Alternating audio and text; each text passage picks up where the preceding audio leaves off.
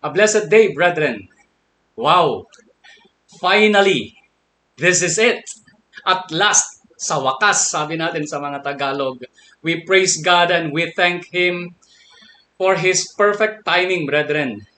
That the other day, na-receive ko po ang isang email coming from Sir Joshua, Brother Joshua, with regards doon po sa ating Lamia. And my heart lives for joy as I am recording this recorded video sermon para po sa inyo. And sa wakas, ito po, our dream to deliver a message in front of you, brethren, face to face, ay mangyayari na soon. Pray lang po tayo, pag-pray lang po natin, truly ang ating Panginoon makapangyarihan siya. He designed beautiful plans in our lives.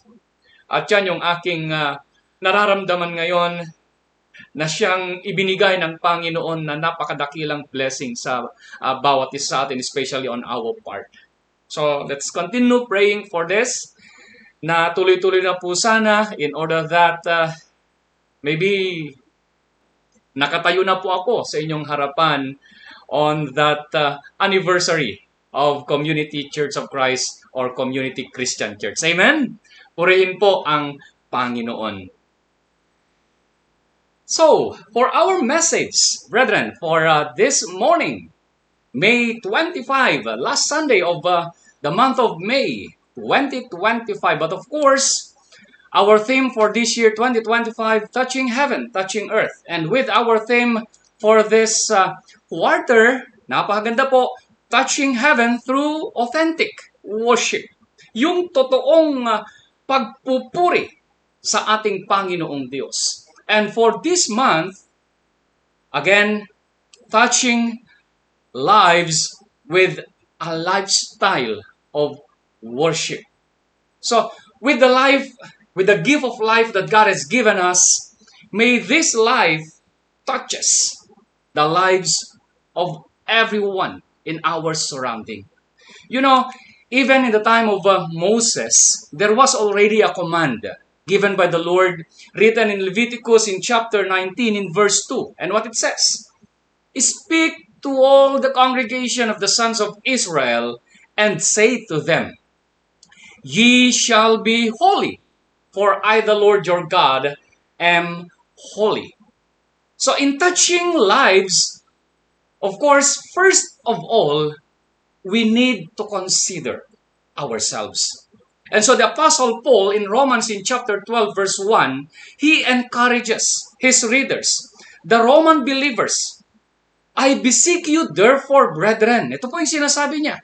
"I beseech you therefore, brethren, by the mercies of God, that ye present your bodies as a living sacrifice, holy, acceptable unto God, which is your reasonable service." You know, in the writings of the Apostle Paul, he was so brilliant in touching the hearts of his readers.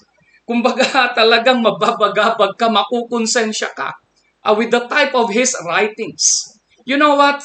Ito yung sinasabi niya, by the mercies of God, you have been blessed. Ito yung kanyang encouragement, exhortation.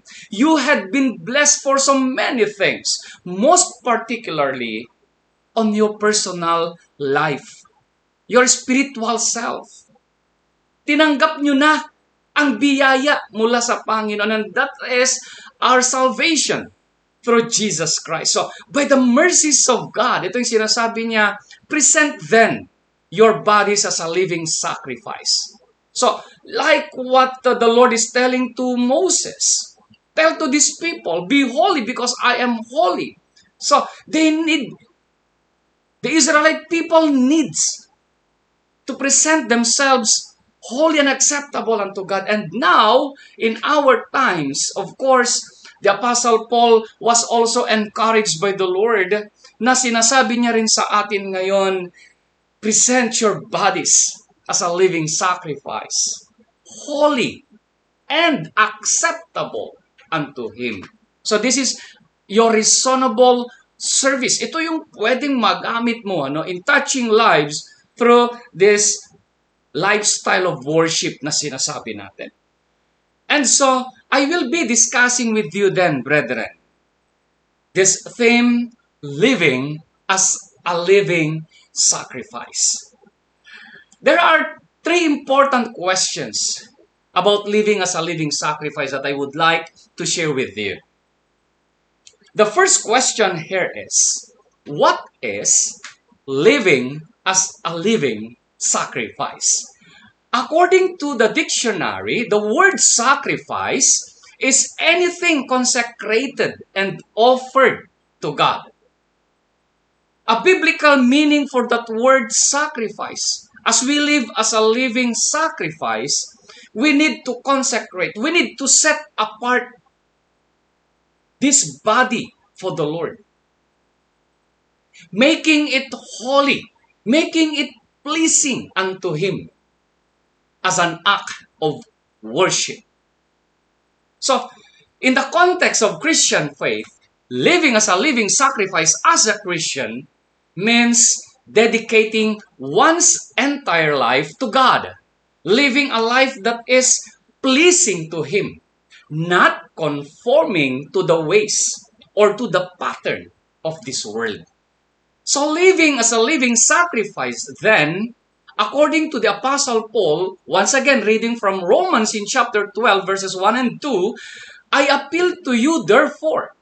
There is an appeal of the Apostle Paul that by the mercies of God, sabi niya dito, present your bodies as a living sacrifice. Again, holy and acceptable to Him, which is your spiritual worship. Now, do not be conformed to this world, but be transformed by the renewal of your mind, that you may prove what is the will of God, what is good and acceptable and perfect. So ito yung gusto kong makita ngayon, that when we say living as a living sacrifice, we need not to conform any longer to the pattern of this world. You know what, brethren? Like Eve, this world was full of temptations. That this temptation of Eve was also used in the time of Jesus Christ after His baptism. Do you still remember the temptation of Jesus Christ in the desert? Now, we can see here about the lust of the eye. So nakita ni Eva na talagang yung bunga ng punong kahoy na ito at the fruit of this tree ay talagang napakaganda. Nakakahikayat yung kanyang itsura. Okay? Also, in the time of Jesus Christ, ginamit rin ito ng tempter of Jesus. Noong ipinakita ni Satan ang lahat ng mga kaharian. And Satan told to Jesus, I will give you all these kingdoms. Now, also, we have here lust of the flesh. Nung nakita ni Eva na maganda at masarap na kainin, wow, thinking about, yung mangga natin kasi dito sa Pilipinas, meron yung native na pag nahinog masarap, right? Pero meron naman yung somewhat Indian mango, yeah? Yung pabilog siya, hindi yung pahaba.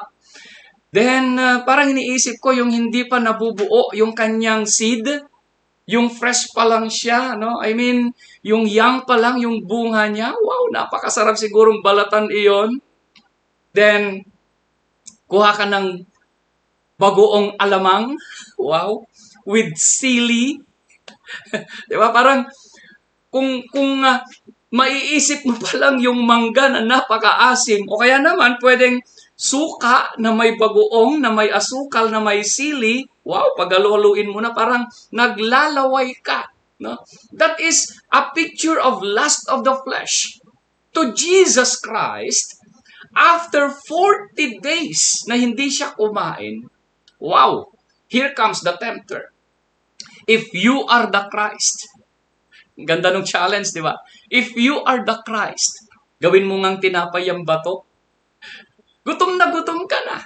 Di ba? Now, how about yung pride of life? This is more heavier to carry. As a Christian, itong pride of life, when Satan told Eve, didn't you know that when you eat the fruit of this tree, you will become like God? Wow! Kaya pala pinagbabawal ng Panginoon na kainin ng tao. Because once na makain pala ng tao, people will become like Him. Pride of life. Now, to the part of Jesus Christ, makita rin natin rito yung temptation. Satan, the tempter, used the Bible. Ano sabi niya? Hey, if your father, if the Bible is true, sige nga, from the top of this building, yung pinakamataas na parte ng temple, lulundag ka, tatalon ka. At sa pagtalon mo, hindi ka babagsak na masusugatan, ni magagalusan man. Because the Bible, your father, ipinangako niya na hindi ka maaano. That is the promise. Okay? So, maybe sabihin natin yung pride of life, yeah, that is my father, totoo yan. At kung gusto mong patunayan ko yan, gagawin ko, pero hindi niya ginawa. Bagkus sinabi niya, get away from me, Satan. Okay? So, be not conformed to this world. Ang daming pwedeng ibigay sa atin ng mundo na ikasisira natin. But be transformed. The Apostle Paul said, be transformed. So, isa na lang yung babanggitin ko rito na verse, Colossians in chapter 3 in verse 2. Set your minds on things above, not on earthly things. Wala na po tayong pag-uusapan pa dyan. Di ba? Be transformed. How? Simply setting our minds on things above. Wala na saan tayong ibang iisipin pa, kundi ang makalangitang mga bagay-bagay. Amen? So, to deepen our understanding with regard to this question, what is living as a living sacrifice? Ito yung pangalawang tanong. How? Oh, ayan na. How to live as a living sacrifice. Now, of course, napakadali lamang po nito. Transformative process ang hinahanap po natin. Kaya naman, una na gagawin natin, we need to accept. Okay? The first thing that we need to do is accepting what God wants for us. Ano ba talaga, Lord, ang gusto mo sa akin? Okay? So, the Lord gave Moses the 10 commandments for the Israelite people to obey, to follow. Yet, talagang magkakasala pa rin ang tao. And so, dahil lalong bumibigat ang buhay ng tao in abiding with these commandments, He gave His only begotten Son. That, through Him, mapapagaan sana yung buhay natin. Kaya lang what happened is, to those who do not understand this will of God, or kung ano yung gusto ng Panginoon sa buhay ng isang tao, doon nabibigatan ang tao. Kaya naman, napakasimple lang. Napakasimple lang. Acts 2:38, ano pong sabi niya? Repent, be baptized. Diba? A transformative process. Papaano? A two command with a two promise. O, napakasimple. Repent, 3:19, Acts 3:19. Bumalik ka sa Panginoon. Diba? Repent and be baptized with this twofold promise for the transformation of our lives. So, napakaganda. Yung benefit na ito na pwedeng makakamtan natin. Your sins will be forgiven and you will receive the gift of the Holy Spirit. So yan po yung ginawa ng mga nabautismuhan. There is a transformative process. Basta ang gagawin lamang po natin on this process, trusting God that we can live a holy life.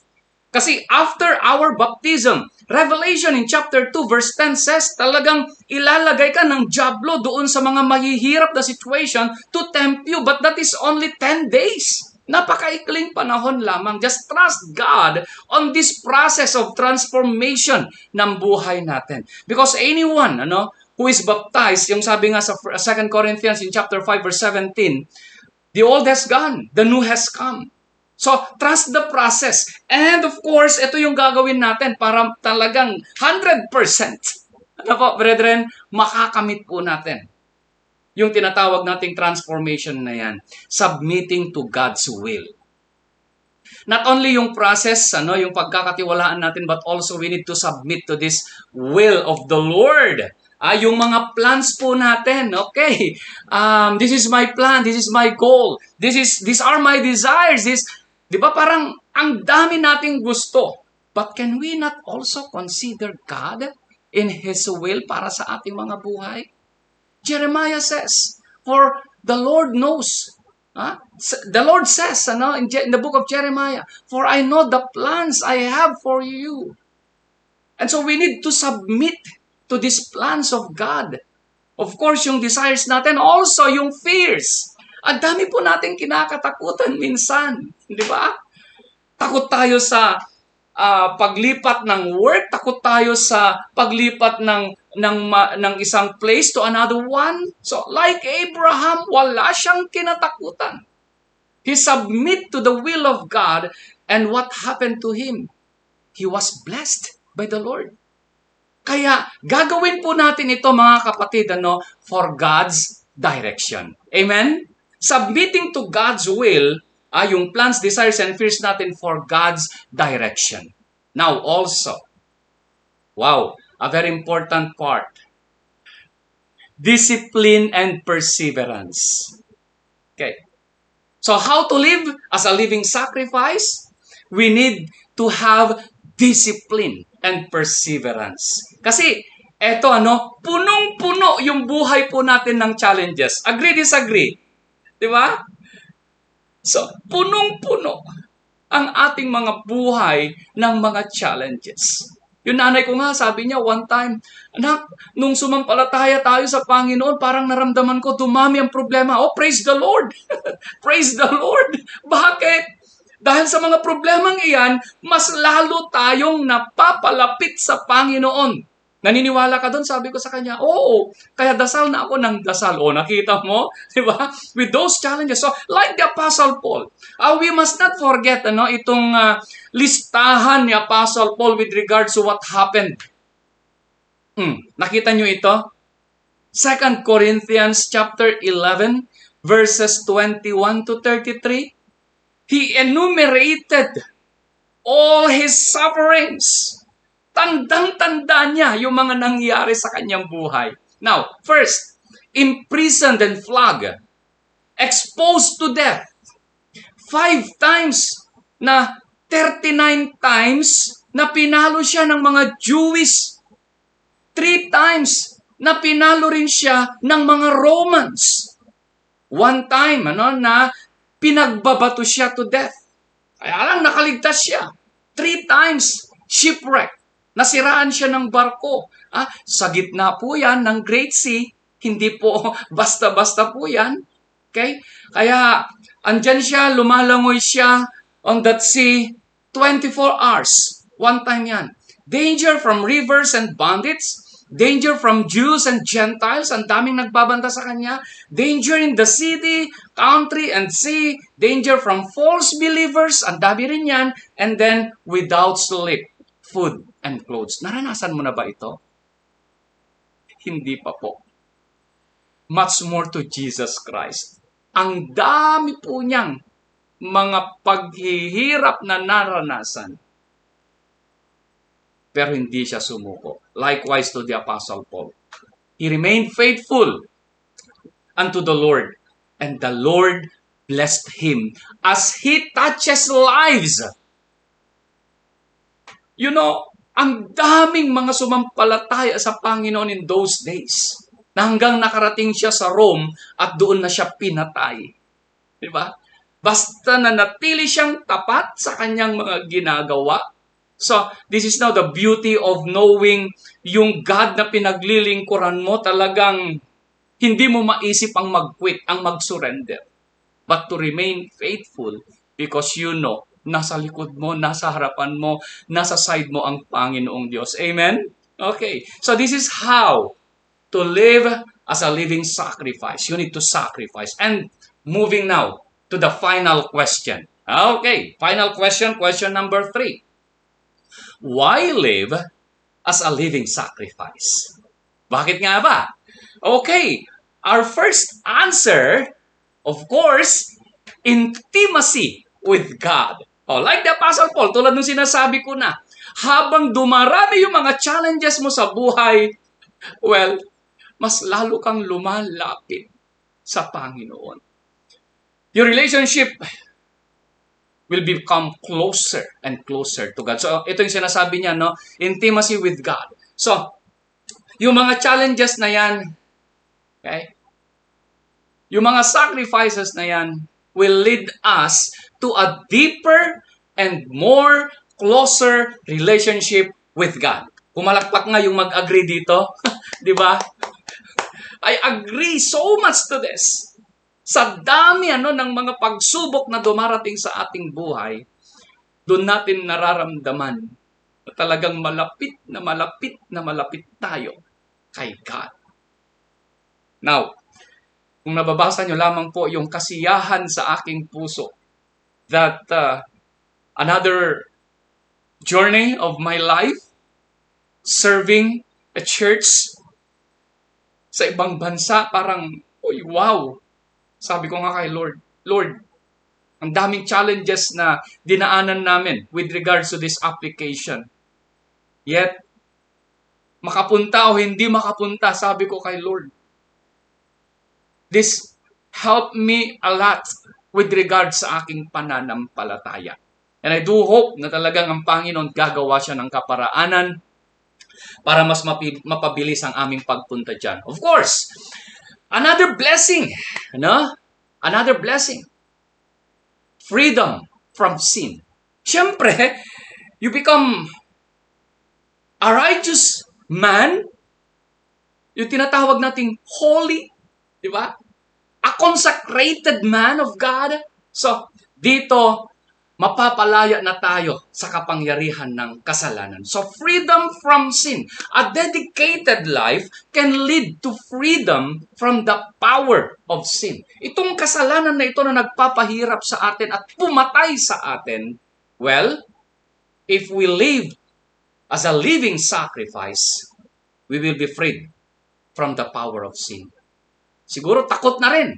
Si Satan nalalapit sa atin. Kasi anak ng Diyos yan. Kilala ko yan, matibay yan. Sayang lang ang panahon nyo dyan, maaaring sabihin ni Satan. O, diba? Kaya lang si Satan, masipag po yan. Makapangyarihan po yan. Pag nagbigay yan ng pagsubok, talagang hindi ka tatantanan. Kaya lang, sana, tulad ni Apostle Paul, like Jesus Christ, that I stand firm, Let us stand firm in our faith unto the Lord. Amen? Okay. Now, next. Why live as a living sacrifice? Eto na. To touch the lives of people surrounding us. Witnessing to the lost. Ibig sabihin niya. So, you become closer with God. Naintindihan mo na talagang pati yung kasalanan, napalayo ka na nito, and the people looking unto you, so you will be a witness unto them. So, kumbaga sinasabi mo sa kanila, hey people, tingnan nyo ako. Hindi ako pinabayaan ng Panginoon. Yun po yung pwede nating ipagmalaki, na ginagawa ng Panginoon sa atin. Na pwede niya tayong gamitin as an instrument for these people also to be guided doon sa tamang daan na daraanan nila. So this is the very purpose. Why live as a living sacrifice? Para makapagsaksi po tayo sa mga tao na sinasabi natin sa kanila, kailangan nating tiisin ang lahat ng mga pagsubok. Kailangan nating magtiwala sa Panginoon. Let us be faithful unto God para nang sa ganon magkaroon tayo ng kasiguruhan sa ating kaligtasan. When believers, take note of this, live holy lives, Their actions speak louder than words, demonstrating the power of the gospel and inviting others, ito po yung sinasabi natin, to obey the Great Commission.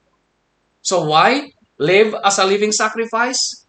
To witness to these lost people. And then of course, wow, ito yung pinakamaganda. God's approval and blessing. Why live as a living sacrifice? Para ang Diyos sasabihin niya sa atin. Pagdating natin doon sa kanyang kaharian, approve yan, approve yan. Of course, while staying on this earth, blessings will flow. Sino po naniniwala rito? Blessings will flow coming from heaven. Why? Because we are living as a living sacrifice. Ginagawa natin yung kagustuhan ng Panginoon, hindi yung kagustuhan natin. Okay? Take note, hindi lamang po ako, hindi lamang po tayo ang mabibiyayaan, kundi pati na rin po yung ating mga pamilya. Do you believe in this? Napatunayan ko na po yan. Bibiyayaan tayo ng Panginoon ng napakaraming mga blessings. Okay? Now, there will be a great joy and satisfaction, okay, coming from the result of that living as a living sacrifice, living a pleasing life unto God. Blessings will flow. Inuulit ko po yan. Kaya naman, mga kapatid, as we reflect sa ating message, where are you now in your journey in living as a living sacrifice? I know, marami po sa inyo ang nakalayo na, no? In their journey as living a living sacrifice, at patotoo, yung blessings na nasa inyo ngayon. Okay? Pumalakpak nga yung bless na. Diba? Ang sarap, mga kapatid, ng mga blessing na ito ng Panginoon ay matanggap natin. So let us remain faithful unto Him. Now, of course, living as a living sacrifice, ito po, pupusuan po natin yung word na sacrifice. At gagamitin ko po ngayon ang natatanging ina. Tingnan nyo nga po yung mga nanay natin. To all of you mothers, late man po ito, pero from my heart, Happy Mother's Day po sa inyong lahat. Kayo po ang nagpapatotoo ngayon, mga nanay, dito sa salitang living as a living sacrifice. Why? Ang sakripisyo nyo po kasi, mga dakilang ina na nagbibigay ng lahat ng oras at panahon nila, na kahit pagod na yan, andyan pa rin siya, nakangiti at naglilingkod sa kanyang mga pamilya. You know what? Ito po yung content ng message ko for the month of May. Punong-puno po yan ng mga mensahe with regard sa nanay. At pinamagatan ko po ang message na yan ng Mother's Impact for my spiritual wellness. Ito po yung ginagamit ko po ngayon na theme for the year, spiritual wellness. For my spiritual wellness, andyan po si nanay. Ang laki po ng impact na ginawa niya sa ating buhay. Yes or no? Yes or no? Tingnan po natin yung mga nanay natin. Gumawa po sila ng kakaiba. Remember Hannah? You remember Elizabeth? You remember Mary? Ito yung mga great women in the Bible na talagang gumawa sila ng kakaibang impact sa buhay ng bawat isa. So once again, to all mothers, ito po, you are amazing, loving, strong, happy. Kahit minsan kapos sa budget, di ba? Happy pa rin. Di ba, mga mothers? Selfless and graceful. Yan ang nanay. Kaya naman, saludo po ako sa lahat ng mga nanay na nandyan. Happy Mother's Day po sa inyong lahat. So, as a motivation now, well, tingnan po natin ngayon, a heart that is filled with worship and gratitude is a powerful place to start. Ito na po yung starting point po natin. Okay? A heart filled with worship and gratitude. Yan po yung wag nating tatanggalin. Worship and gratitude is a powerful place to start, but praise without sacrifice and physical expression is an incomplete, hindi po yan kumpleto, act, and is not what God Himself has asked for. Kaya po, basahin po natin muli Therefore, sabi po niya dyan, I urge you, brothers and sisters, dagdag po natin yan, to offer your bodies, again, ano po yung na-highlight dyan? As living sacrifices, holy and pleasing to God. This is your spiritual act of worship. So living as a living sacrifice, ito po, ano yung ating kasagutan ngayon? Mamuhay po tayo ng may pananampalataya at pagsasakripisyo as we touch the lives of people surrounding us. Tayo po lahat ay tumayo at tayo po ay manalangin. Our loving God, O Lord, thank you very much for your message. Thank you for giving us your word. Thank you, most particularly, for the opportunity, Father God, to become listeners, readers of your word. Panginoon, naintindihan po namin that living as a living sacrifice, we need to consider the word sacrifice. Kailangan po naming magsakripisyo sa lahat po ng aming mga gagawin at manatiling tapat sa inyo in order that, Father God, we will be blessed. So thank you so much once again for this message. Most particularly, we remember, Father God, the importance, the value of mothers in our lives. At Panginoon, bilang isang abang alipin nyo, I'm praying for them. Continue, Lord, to use them as a living sacrifice para magkaroon, Father God, ng malaking impact, malaking pagbabago sa buhay ng bawat mga anak. Thank you so much for these mothers. And also, thank you so much once again for this opportunity na nakapakinig po kami muli ng mga salita ninyo na pwede po namin gamitin sa araw-araw po naming pamumuhay. I'm praying for Community Church of Christ. I'm praying for the leaders. I'm praying, Father God, for every members and the visitors who are attending this church. Bless everyone, Father God. In Jesus' name we pray. Amen and amen. Good morning po and God bless po sa inyong lahat. Maraming salamat po.